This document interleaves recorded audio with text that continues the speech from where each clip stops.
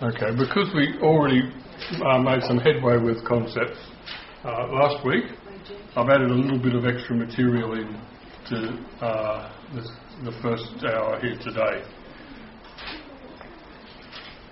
What we're dealing with at the moment, it's a weird thing, but we're talking about the concept of a concept, right?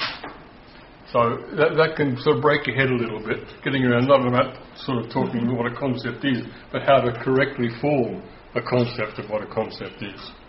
Right, so I've got to apologise for that. Get tied in a bit of knots. If you understand, there's a problem of explanation there which I can't dodge. Okay, so we have true concepts, which has a special meaning for Vygotsky. I think he mentioned the word genuine as perhaps a better word than true. I'll give some better explanations again, but specific idea. And spontaneous is another much broader category of concepts, and then actual concepts. Actual is used, and again, in an ambiguous way. Actual meaning how concepts are. They're not pure spontaneous, not pure true, but your typical kind of concept. It also means that it's a concept which is, like reality, concrete and not some kind of ideal type. Okay, we'll get to that in a second. The main thing to understand about how concepts have to be understood is that they're not to be distinguished by characteristics of them. So you can't look at a couple of concepts and ask yourself, which type of concept is this? Should I put it in this box or that box? Right? That would be approaching concepts in a way that's true to the method of pseudo-concepts. For example, the natural world and theories of the natural world provide some really archetypal examples of this. Two historic concepts of the natural world in our modern scientific world. One according to Linnaeus, another according to Darwin. Are people familiar with who Linnaeus is? No. Linnaeus wrote, I think we're looking at the late 18th century, or maybe even middle or early 18th century, I'm not sure exactly, but that sort of time.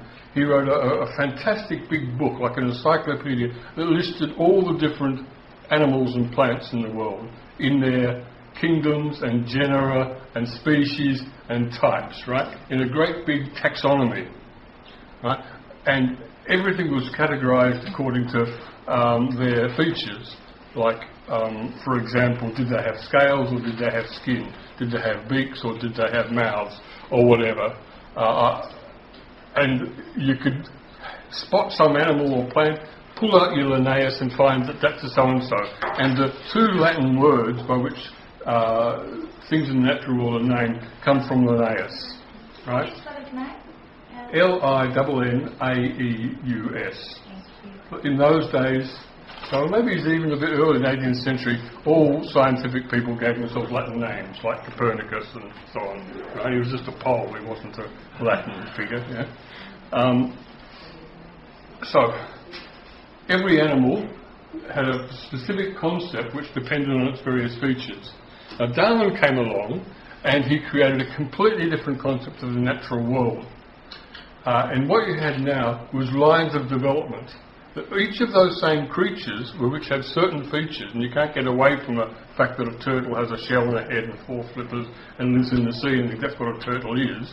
But it was a turtle because it belonged to a certain line of development when it went back to pre-turtles, you know, and things that weren't quite turtles, and things that weren't turtles at all, right? But had developed over years, and he was able to figure this out mainly by looking just at the way things are and reasoning it. You couldn't actually watch this developmental process taking place, except there was this fantastic occasion on the Galapagos Islands where we actually witnessed the differentiation of species of bird, with the beaks getting a bit longer or shorter according to it. So he was able to actually witness it in a very marginal way.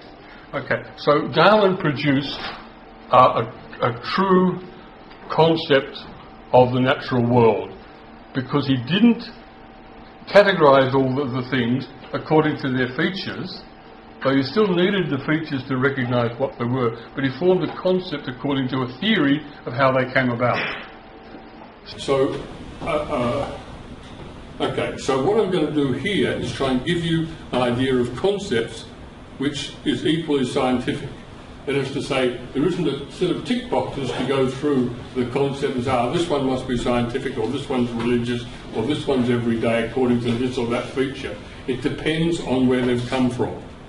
Right? So the little diagrams illustrating two roads. Right? The two buses look the same, but one's taking the high road, one's taking the low road. They are two different concepts, not because they look different, but they're on different roads. So it's the lines of development rather than the types of concept. Or if you like, instead of when we want to talk about types of concept, what we're really talking about is lines of development. Okay? Now, the first one is got various names. We call them spontaneous concepts. Sometimes they can be called everyday concepts, and sometimes they're called empirical concepts. They're called empirical concepts because they arise directly out of experience. And empiricism is the doctrine of experience being the source of knowledge.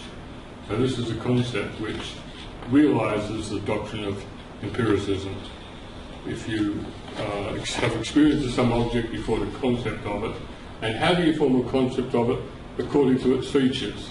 So, for example, anyone in this room, if I were to bump into you in the street next day, I'll say, oh, hello, and some of you actually remember your names, and I'll remember you really basically just by your hair, your clothes, you know, gender and things like that. I don't know anything about you. Right? So I don't have really an adequate concept of you, but I can still recognise you. But the fact that I can recognise you and say, oh, that's Gavin, remember, from the class, doesn't mean I know anything about you at all. Right? There's a difference between being able to recognise something in a crowd and having a concept of it. Right? But the fact is, yes, Russell. Can I just ask, this is getting a bit, well, philosophical-ish. You can't avoid it. It's a concept of concepts. Go for it. But I'm just wondering, how can you even know yourself? What do you mean? How can a person know themselves? Do you know what I mean? Yeah, through others. Through, I mean, this is another issue, isn't it? This is the psychology of identity. But I think widely accepted story, which is put very nicely by Mead, George Herbert Mead, who's a younger colleague of Dewey, who did about I and me. You know the story? That you grow up knowing I, but the me you learn about from others, which basically people tell you about yourself or by their reaction to it. People run for cover when you come into the room. You didn't realise you were such a horrible person, but you get to know it. Right? So, generally speaking, that's how you do it, through others. What does this mean for concepts? Yeah, relevant to concepts, because you can only... All perception is mediated, right? But when you're looking at the spontaneous concepts, the mediation is just immediate, in that sense. Or that's a contradiction in terms I know. But it's sensual. It's just the situation you're in, the visual. Not all concepts are visual, of course. They might be theoretical concepts. But however they're given to you in the senses, you'll recognise them coming in the same guise in the future, right? So that's how you get to know them. And if someone tells you Andy Blondin is that crackpot, that's the first bit of information about you. Okay? So, first thing, it's recognised by its features. It's acquired interpersonally. I don't think it's possible to form a concept of something simply by exposure to something sensually. There's always a social connection there. That is to say, if you see a sunset, you won't really have a concept of it unless you've been encultured in some way to appreciate that. So it's not when I say that concept formed according to its features, I'm not trying to pretend that that's simply a sensual thing and that society's out of the picture. That the senses are culturally developed Your sensitivities are culturally developed, but nevertheless you're judging something by how it immediately appears to you. And that word appears, which in Latin is phenomena, means just that. It's an appearance. It's not the thing itself. Okay? The other thing is it's unsystematic. That's to say, if you form a concept of something, you just take it as it is in front of you. You come across something else, you have a concept of that, you'll recognise that. So it's unsystematic. When I've brought in again this little set theory diagram showing A and B overlap. So you've got a certain characteristic, it might be scaly skin, another characteristic, no legs, and if they overlap, scaly skin, no legs, animal, it's a snake, or it might be a fish, or whatever. So that's how concepts are formed, by combining different features till you've got enough tick boxes ticked and crossed that you can identify what it is. And when you can connect that set of features to a specific word in the language that's associated with those set of features, then that's a pseudo-concept, which we did last week. Right? And it's the idea of a concept which is most favoured by bureaucracy. So you can, if you want to get to know somebody, you get them to fill out a set of check boxes, experience, age, gender, whatever, and then you know them. Right? Now, a true concept is not from experience, but from learning, so to speak. I call it book learning, but don't take book learning literally. It's basically, institutional learning. But book learning is a good expression because it's, so it's expression in language. It's not from experience, it's book learning. Right? And if you're an empiricist, you reject it. Useless, book learning. Right? Same time, people go out of their way to get a university education and get some book learning. Right? So we shouldn't read books. We shouldn't read books to try and learn what empiricism is. Of course we should read books. Of course. It's another avenue towards knowledge, isn't it? I mean, from an empirical. Yeah, that's right. If you're talking about when empiricism was all the rage, you're talking about sort of 1700, something like that in England anyway. People absolutely dismissive. Just throw away books, use your eyes, turn to nature. This is God's own book in front of you, read that. And there's another expression, whose expression is, that's right. The George Fox, the founder of the Quakers, said the only book you need is the book of your own conscience. And you think, well, Quakerism, like fundamental religion, but he's writing in 1660, Jesus, that's exactly what the most advanced scientific philosophers were at the same time. And George Fox used to talk about experiments. By experiments, he means actually looking into your soul to find the light of Jesus. Now, that's really weird for a scientific person reading today, but he was spot on in terms of the most advanced scientific philosophical thinking of his time. Because, empiricists doesn't seem to be talking about spirits and ghosts and Jesus and things like that. He seems to be talking about very concrete things about plants and animals and collecting all these little animals in glass boxes. That was the project of empiricism. All the butterfly collecting, all that rose from the great age of British empiricism, right? But also empirical psychology meant introspection, right? Looking into your own mind, and empiricism in theology meant discovering God through the direct access of your own soul, okay? Which seems like a huge digression, but someone raised about, did empiricism really mean don't read the book? It very much did. In religion it meant don't bother reading the Bible. You can, well, it's not quite. They didn't actually say don't read the Bible. They said you can only read the Bible by finding its truth within you. And then with the guidance of the Spirit within you, you will be able to understand the Bible. There were people in the 17th century who said don't read the Bible, but that's not a true representation of what the Quakers said. Okay? So But nonetheless, book knowledge is in fact the foundation of civilization. Yeah? Writing, invented in 3 or 4, I think 4 different places in history, in Sumeria, someone will have to correct me, in China, in the Andes, Latin America, and somewhere else as well, and then spread. And it's on the basis of forms of writing that knowledge was accumulated, not just by verbal storytelling and so on, but could be accumulated in a much more reliable and powerful way. And this is why we have this, for better or for worse, the world we live in today, thanks to the accumulation of institutional knowledge. So some features of true concepts which follow from them being book knowledge. That they're part of a system. Okay? Sure, sometimes someone just sits down and thought, I'm going to write a book, like an autodidact.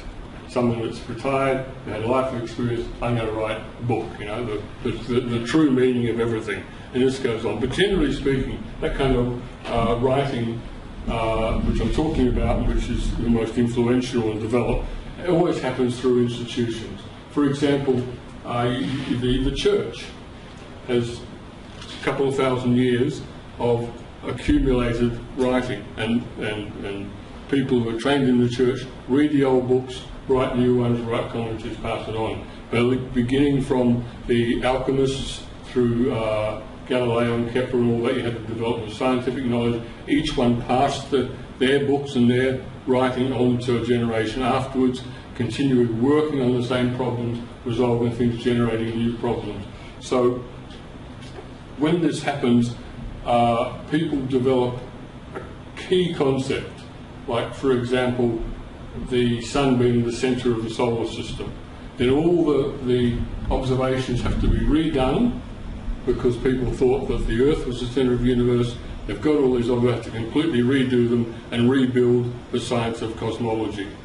The cell was discovered, it's found that the conservation energy principle comes along, do away with life forces. So when key concepts come along, whole sciences are created, thanks to Darwin, one has the foundation for biology and so on. And the concepts are developed in a systematic way. That's to say, you have a basic sort of principle, it's called under question, it's criticised, problems arise, people develop sort of subsidiary concepts that are related to that, and so it goes on, it develops. Like Darwin sees the natural world developing one thing after another, like adapting to problems and developing different streams and strains. It develops, in that sense, systematically. I've done a real hash of explaining what system is, but can we see the difference between book knowledge, which is developed perhaps through the church, perhaps through universities, or whatever, through the law, with their courts and so on, these different institutions, a difference between that and what we had before, the spontaneous concept, which you're confronted with something, you form a concept of it, because you just remember, oh look, he's got a bit of grey in his hair and he's a bit like this, I can remember that guy, whatever. This is it's part of a system of concepts. So for example,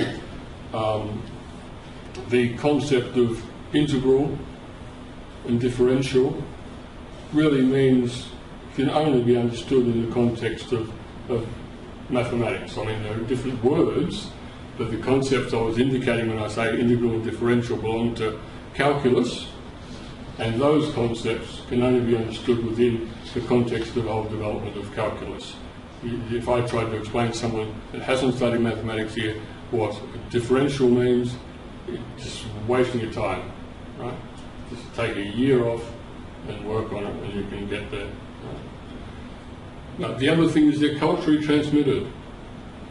That generally speaking, for the overwhelming majority of people and concepts, these true concepts that are part of a system and are based in systematic knowledge developed in an objective written culture, come to you through contact with an institution. Like you learn the concepts of mathematics generally by going to school and university and being taught mathematics. There are exceptional people throughout history, right? Like Gauss, that turned up at school at 11 years old and completely, flummoxed his teacher with mathematical theories that completely left the teacher behind. Somehow or other he'd work these things out. They're exceptional, like they're 1 in a billion.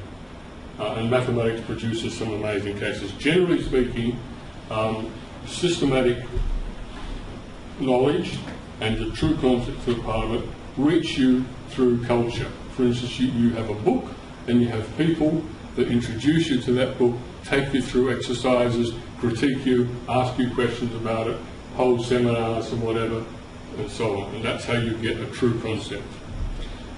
The other thing about true concepts is that they don't represent actually a collection of features. Although,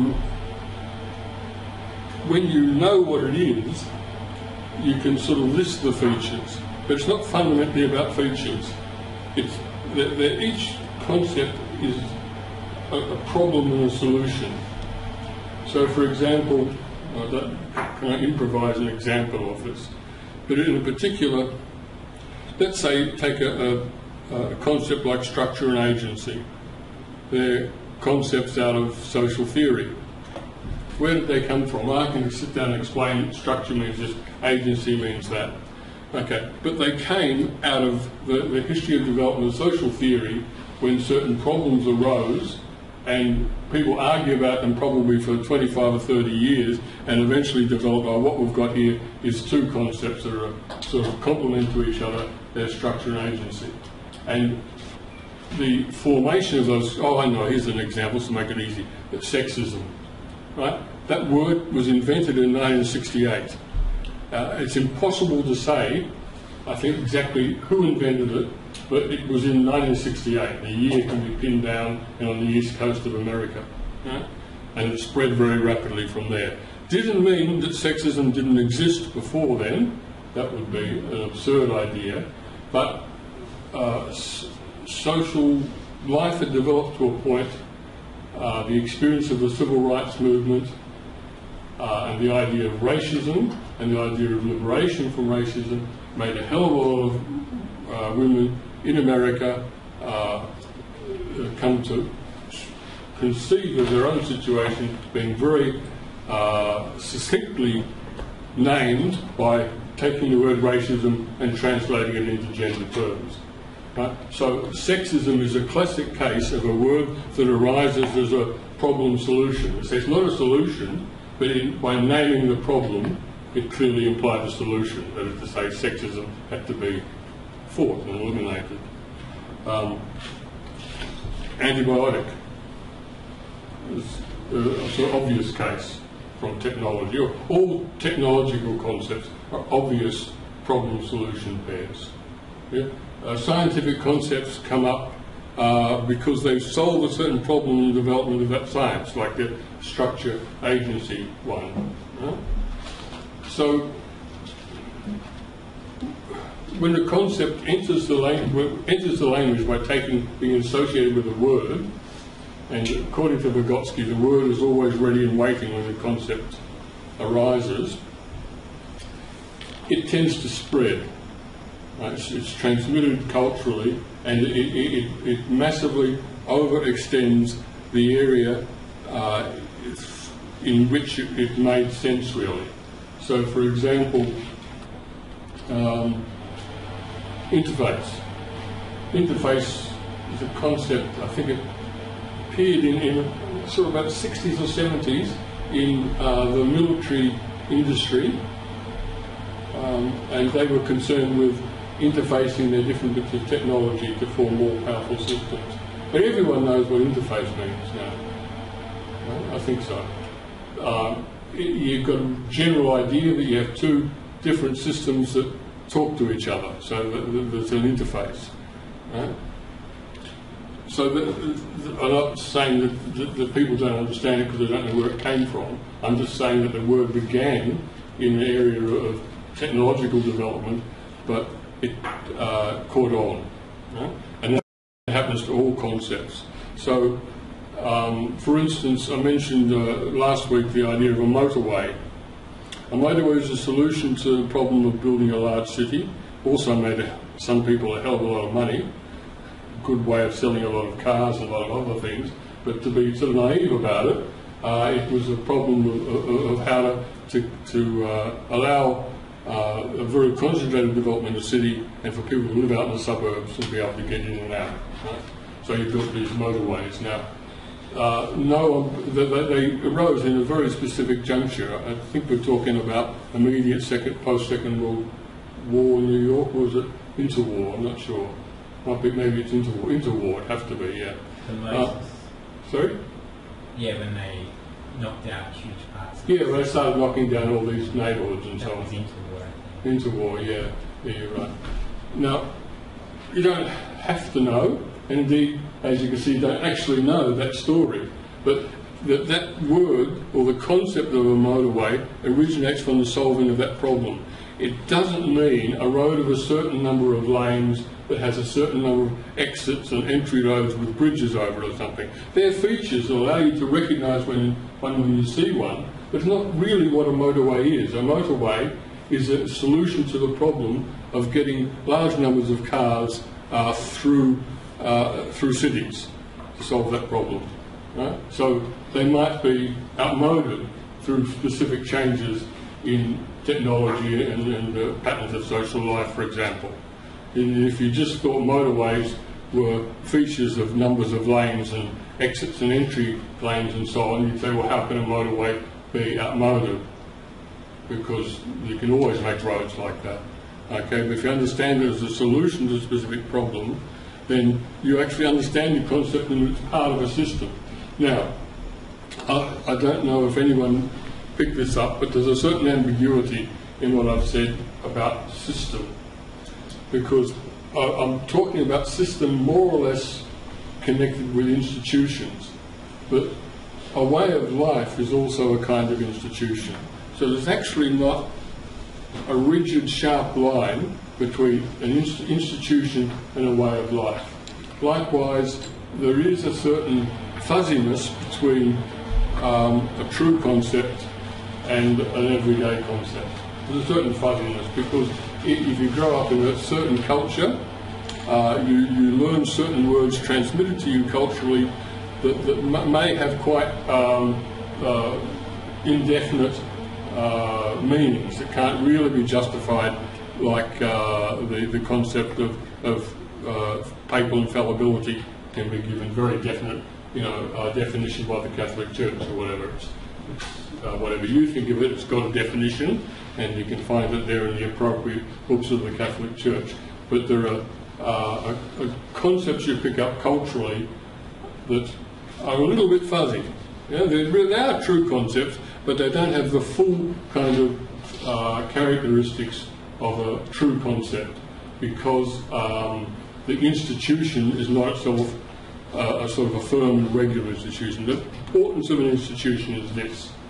Institution has rules. Everything is in an institution for a specific reason, right, and is validated for a certain reason. As a result, contradictions arise. Problems arise. The thing breaks at a certain point. And when you have a break in an institution, where,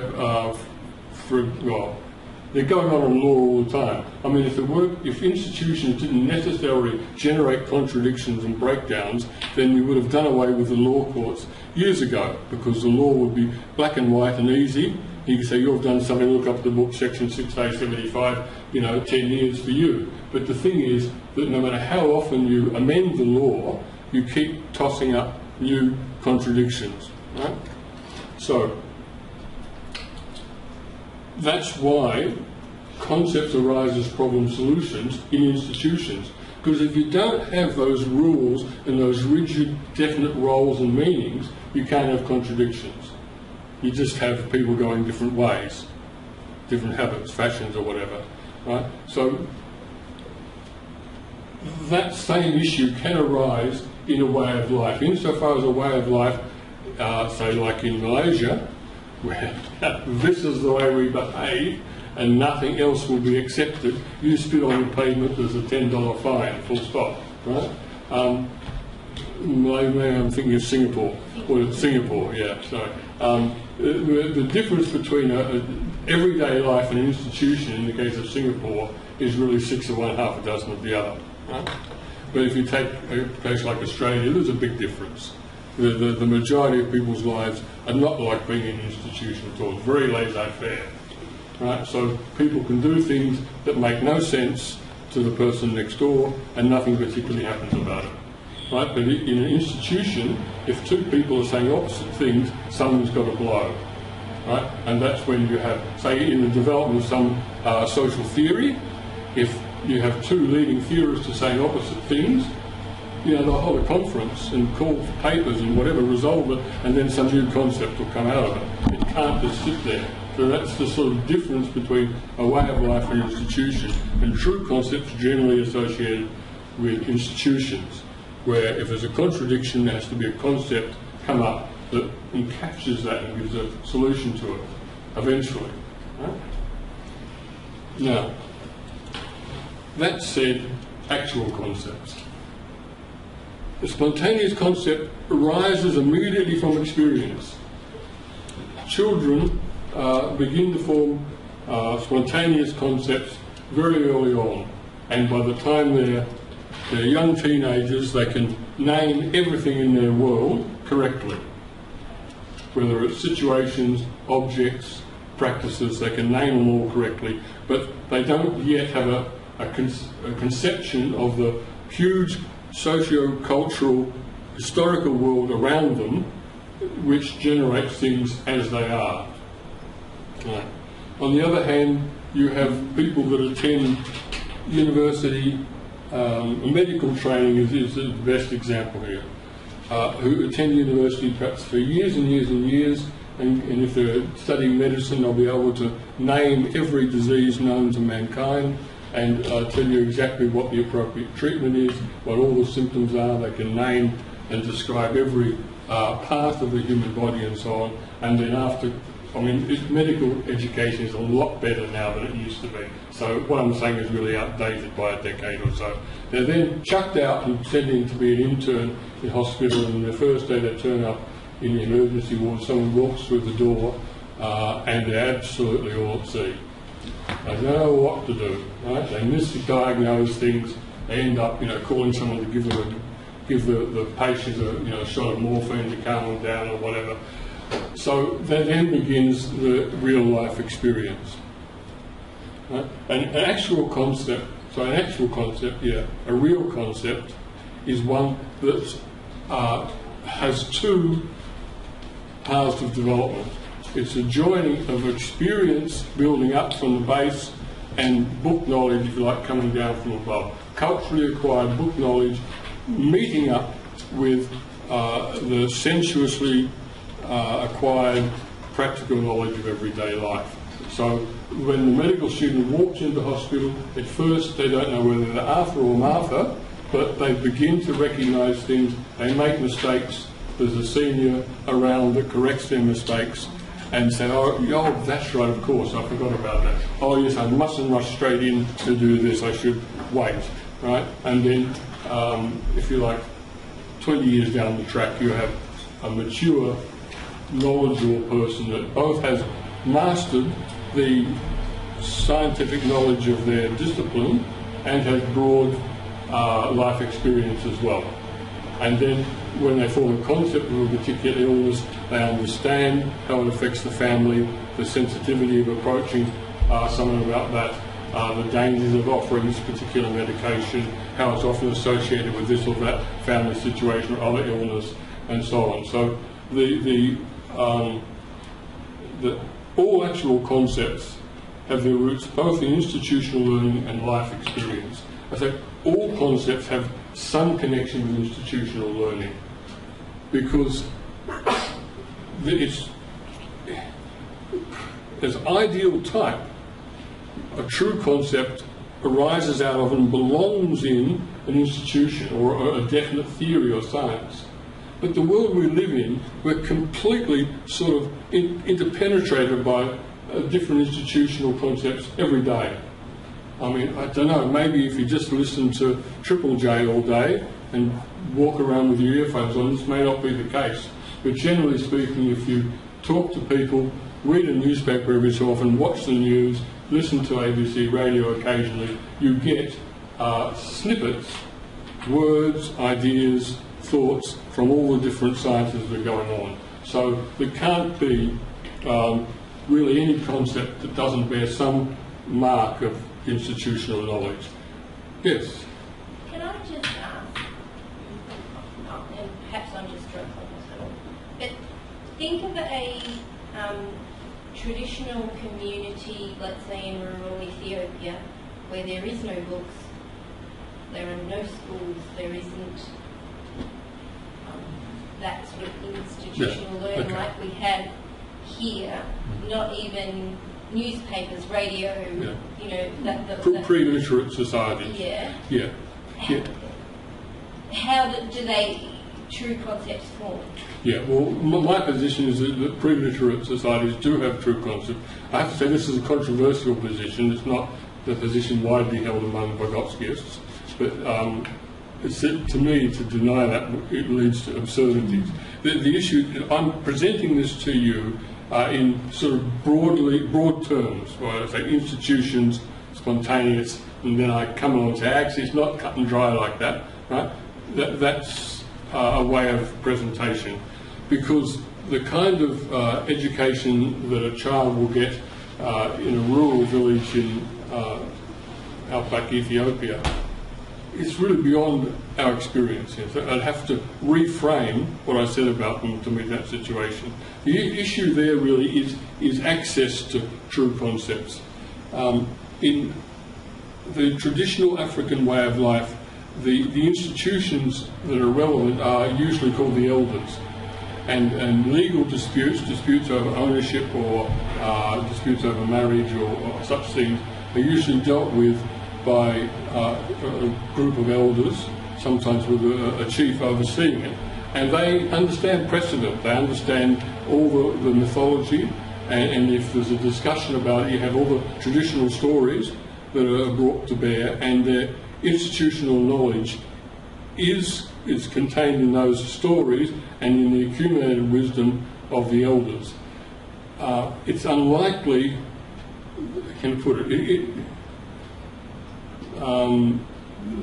that knowledge is relatively more or less diffused, but it's there, and it's absolutely essential to the continued existence of those peoples. Right? Even though it isn't written in a book, the authority of the elders in that community and their ability to confer together and make decisions about their life, so long as that exists and continues, then they can maintain a way of life that has law, right and wrong. It is a civil society, in other words. So there's no doubt that civil society, that which is specifically human, doesn't necessarily require literacy. But literacy gives an enormous strength to that. So if, for example, you're not reliant on the elders remembering precedents and explaining through a traditional story why something might be like this, might be like that, but you can simply dial up the internet, get the appropriate schedule of the law and read it yourself, then that's different. But essentially it's still the same. Yeah? So you do have institutions in the traditional pre-literate way of life, and I would say that they're usually contained within the authority structure of the community. Yeah? We have that here as well, but that would situate closer to what you'd call everyday concepts. Yes. I would think that it's also involved in technique. Like they would have a very specific way of fishing. We fish like this, we use this tool, we build it this way, and that gets developed, and the concept of what a sphere is. Absolutely. Yeah, there's a lot of discussion on the XMCA list about institutionalised learning and schooling. But all cultures have a way of passing on their knowledge to the younger generation. And not just happen to do it, but do it in specific ways that's as old as humankind. And generally speaking, the most widespread way that happens in terms of learning the basics of a community is through some kind of apprenticeship. Children will hang around usually, well, it varies. There's no single pattern, but children will become accustomed and begin at one level or another to participate in the daily productive life of a community at a very, very young age. I have a friend in South Africa who says he's observed that babies, like sort of crawling babies, he's observed them able to catch a rat, light a fire and cook the rat and eat it without guidance, right? Now you think, I mean, that's a fantastic level of knowledge and skill and capability, right? And not get sick on it as well. It's just very different, but certainly that implies a very developed knowledge of how things are done. It would revolutionise childcare here, wouldn't it? It would, yeah. Some of the people would get a bit upset about it, I'm sure, but there are many ways of skinning a cat. Don't dare skinning a cat with an arm around by those pussies. Anyway, we've dealt with that. The distinction between everyday life and institution, but recognising that institution isn't a cut and dry thing, distinct, absolutely from everyday life. Yes. So then you were saying that your thoughts are controversial. So what do other people within? Because I mean, I get what you're saying. Yeah, that's right. Well, I can't really advocate for what I don't believe in, but I can't explain its roots. In 1929, Vygotsky, together with Luria, wrote a book called Ape, Primitive Man and Child, which was intended to show that the human being that we have here and now is a product of three different processes of development. The development of the human species, the development of culture, and the development of the individual, the ontogenesis of the individual. Okay, it did that, and that's true, and there were a lot of true things in that book, but it also included a very mistaken analysis of the thinking of what was taken as the substitute for a primitive man, so-called at the time, which Vygotsky quite clearly said did not exist, doesn't exist anywhere in the world, but what you do have at that time in the late 20s in the Soviet Union with plenty of people that were still living in outside the normal, the growing and spreading industrial world that they were building, right? So it was still possible to go around the Soviet Union and find people living in villages without any contact with literacy, right? And later in 1930, Luria went on an expedition and did psychological tests, mainly focusing on cognition with these people, and compared them, the same group of people, as they were inducted into the collectivised industrial economy of the Soviet Union, interested in watching the changing ways of thinking as they went from a pre-literate village life into a relatively advanced industrialised economy. And they found that. Michael Cole did similar work in West Africa in the 60s. Right? But what comes out of it, at that time, Vygotsky was quite mistaken about what he took to be a true concept. He had the idea of a pseudo concept and a true concept back to front. Not to blame him, he just picked up the overwhelmingly, predominant belief at the time among psychologists and philosophers.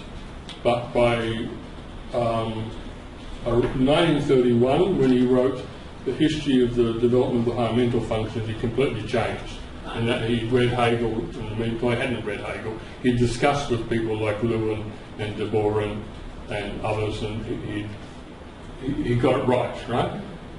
So, but there was literature developed in the Vygotskian school prior to 1931 which said that people in pre-literate societies don't have true concepts. Right? And it's quite well known. I mean, I'm sure you've read that book I mentioned, haven't you, Russell? Right? And it's a great book in certain respects, but it contains some ideas that are quite wrong, including this idea that pre-literate communities don't have true concepts. And it's widely held also. Hutchins, Ed Hutchins. Do people know who Ed Hutchins is? No, we're in Australia, not America now, but he's quite highly regarded. You'd have to find out about Ed Hutchins. So what's your name? Roland. Oh, check up on Ed Hutchins because he deals with developed the idea of distributed cognition. He observed people running advanced aircraft carriers as a team, and how they their cognitive abilities were distributed through this whole vast complicated machine, right? And that these machines had all the sorts of methods and they worked together. Okay, well, he did a study of the Trobriand Islanders, and there's one of these people that anthropologists keep going back to. They're the islanders that play cricket. They're really quite intriguing people. But he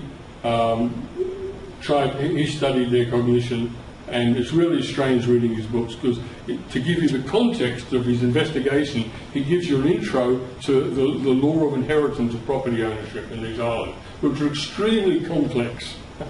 And then he gives you some other story where he's really looking for some sort of a computer program, isolating little bits of information and assembling them into concepts. And of course that's not how conceptual thought works. It's not a digital camera, picking out patterns and doing a bit of pattern recognition and developing, algorithms and so on. I mean, human thought is based on concepts. It's culturally transmitted.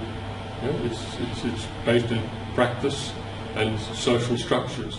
So he could describe all these advanced concepts of law and right and property inheritance, which were carried on by the elders in that community because they were so subtle and complex. Only the elders really could resolve these kind of disputes, but he didn't recognise them as true concepts. So and he's not a Vygotsky, but he's not far. He's someone that people in American people that study Vygotsky would know about. Ed Hutchins. He's highly respected in the area. Okay, I thought we'd get through this bit a bit quickly because we made a start on it last week, so I thought I'd throw in a new slide, realising that with all this stuff I hadn't had a word to say about the emotions. So I just want to really give you a very quick sort of 10 minutes on the emotions. Now, it's pretty widely agreed among a variety of schools of psychology that emotions entail the perception of your own bodily reactions to a situation.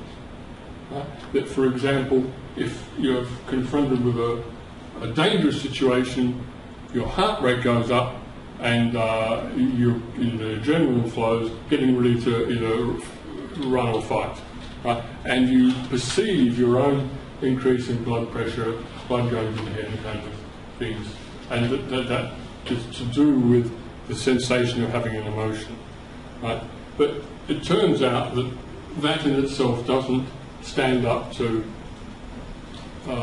detailed analysis. Right? That a more developed theory is needed to explain the range of emotions that people feel, especially as adults. So you recognise this little double spiral in the middle. So what we're looking at here again is we're going to understand emotions, like understanding thinking and speech. We have to understand it developmentally. That a newborn is able to cry, but they don't. So that's just pure emotion, like pure expression, or pure expression, put it that way. There's no thought, I'm going to cry in order to get that big female to come and feed me or to put me in a cooler place. That they have a feeling, and that goes, a bodily feeling goes direct to crying. But the function of that expression is communicative, right? You say, oh, so-and-so is only crying to get our sympathy. Well, that's not really the case generally with any adult, unless they're still a child. But children do cry and scream and express various emotions for communicative reasons. So emotions begin as a communicative function, but that's not the end of the story, right? Through the development of thinking and action, of maturation of the psychology, what began as an unconscious expression becomes a private expression. That's to say, it's directed towards yourself. That you can have a bit of a pull a sad face, and you feel these things about sadness. You're not wanting just someone to come over and pat you. But when you're a child, when you pull a long face and maybe drop a tear, one does come over, give you a bit of cuddle, say, there, why don't we go and play, right? So you get to a point whereby you can do that for yourself. The same way that you learn to use your mother's speech, saying, don't touch that, it's dirty, and the child's then saying, oh, mustn't touch that, dirty, and so on, that you learn to respond to your own bodily reactions, and you can comfort yourself, or calm yourself, or whatever. And then finally, the expression may disappear entirely. We can be sad without having a long face and dropping tears and so on. And it can become, the expression can entirely disappear from the outside world, entirely, and be a simply internal thing. We can sense our sadness without any bodily changes whatsoever. It becomes an entirely psychic process. So that's happening on the expression side. Meanwhile, what began as a communicative function, where you simply display your suffering, your happiness, or whatever, in order for social reasons, to communicate it. What takes over is because as you become more autonomous, and that you're able to participate in solving problems and doing things yourself, then the emotions begin to play an action readiness role. Right? The fight or flight thing is a classic example of that. Or if you've done something really bad that your friends are going to really hate you for, then you start getting really small, and you drop your voice a little bit and sort of look down, right? And you keep quiet. Right? So that's the action response for shame. Right? And this leads to the fullest development, where your appraisal of a situation is conceptual. So all through this, the emotion only is possible through your appraisal of a situation. It isn't the bear running into the room that causes the emotion, it's how you appraise that. If you're a skilled, you have to know the bear, you saved his life a year ago, and you say, oh, there you are, Mr. Bear, come on, give us a big hug. No, not so hard, come on, right? Or you might get ready to run. You appraise the situation, and your appraisal, of course, is developing like we've described in the last couple of hours, right? It's developing from immediate perception through acquisition of culturally acquired knowledge, scientific knowledge, and so on, right? And through that, you have self-regulation. So the summary is that there are 4 different elements to the emotions, and the relation between them goes through a development. And you can't just sort of take a snapshot at a certain stage of development, describe the emotion. You have to see it as a process of development. So the appraisal means that how you appraise the situation. Some people, for instance, will kick someone in the shins and get no emotional response from themselves out of it at all. Someone else will get a big kick, and it was great, and see if it got someone else to kick in their skin. someone else will feel really guilty and humiliated for having done such a stupid thing in a moment of anger, right? So you have the appraisal, and the emotion you're going to, your feeling, because often people use the word feeling as different from emotion to include the whole value that's placed on their sort of gut feeling itself. So that appraisal will be part of the feeling. The expression, like the action readiness or communicative crying, or the inward feeling towards self-regulation, or the body feedback, which is, for instance, when you feel your heart going faster, or when you're suddenly losing breath, or you feel your chill run up the back of your spine. All these things are the bodily sensations which are part of the feeling and development of emotions. And the subjective experience is really just the sum of all those things. I think I could have used the word feeling for that subjective experience. That's the appraisal of the situation. Let's say not just the colours and lights of the situation, but it's how it is as a predicament, as a situation for you, added together with the way your body is reacting to that unconsciously, and your expression to that, right? And that adds up to what an emotion is. So it's a complex thing. It includes both your relationship to the world, your relationship to your own body, and it develops. And these different factors or aspects of emotion, their relationship between them develops in the course of your life. The baby's crying is not the same as the old person's crying. So.